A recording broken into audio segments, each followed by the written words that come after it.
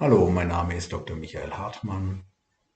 In einer Reihe Videos, die ich ins Netz stellen möchte, will ich der Allgemeinheit meine, wie ich meine, doch wichtigen Überlegungen zur Behandlung autistischer Kinder mit der Komplementärmedizin darlegen.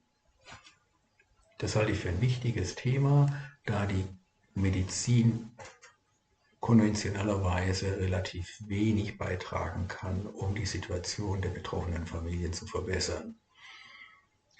Ich werde mit einem Video beginnen, das etwas über meine eigene Person sagt. Danach werden verschiedene andere Beiträge kommen, die sich mit den Themen Autismus insgesamt beschäftigen, auch mit dem wichtigen komplementärmedizinischen Thema Homöopathie.